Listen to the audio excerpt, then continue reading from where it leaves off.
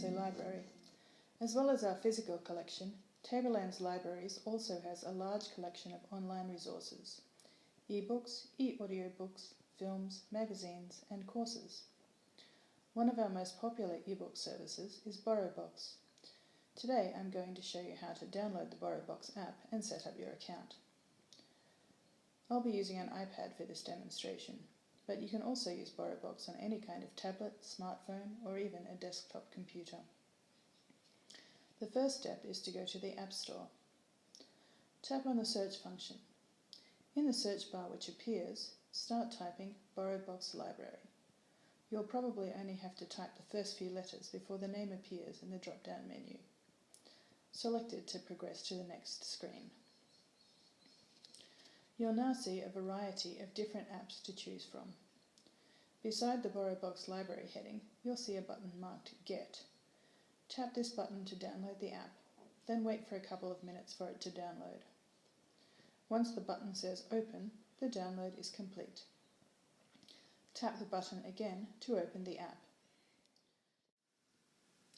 Now you'll come to a screen which asks you to sign in with your library ID. Touch the word Library and a search bar will appear. Start typing Tablelands Regional Library. As before, you'll only need to type in the first few letters before the name appears in the drop-down menu. Select Tablelands Regional Library to continue. The next field you'll need to fill in is the Library ID field. Type in the number on your library card, then type in your PIN. If you don't know your PIN, you'll need to call your local library branch to find out or to reset it. Once you've filled in both fields, the sign-in text below them will turn green. Select this field to continue. A pop-up box will ask you if you'd like to save your password. It's generally fine to save your password if you are the only person who regularly uses your device. If other people also use the device, choose Not Now. Now you'll come to a new screen which sets out the terms and conditions for using Borrowbox. Once you have read through the terms and conditions, tap the green Agree text at the bottom of the screen. In the next screen, fill in your email address and your name, then tap Done. A pop-up window will appear with the heading Borrowbox Tips. You can read through all the tips by tapping Next, or skip them by tapping Skip. You have now successfully created your account. Your account summary page will open. This page lists all your current loans and reserves and your previous loan history. Since you've only just created the account, these fields will all be blank for the moment. To browse the selection, tap one of the options at the bottom of the screen. Tapping e-audiobooks will show you the available selection of audiobooks. Tapping e-books will show you the available selection of text format books. And tapping Search will allow you to look for a specific item.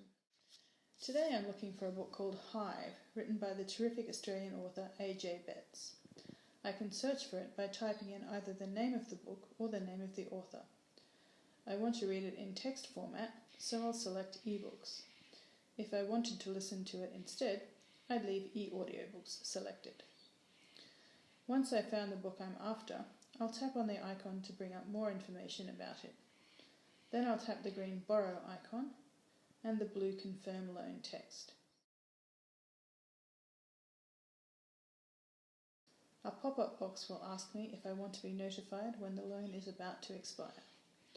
I would like to be notified, so I'll tap Yes. In the next pop-up box, I'll tap Allow to allow the app to send me the notification. If you prefer not to be notified, select No instead. Another pop-up box will inform me that my loan has been successful. Once I tap on Read Now, the book will appear and I can start reading. All I need to do is swipe from right to left to turn each page. Happy reading!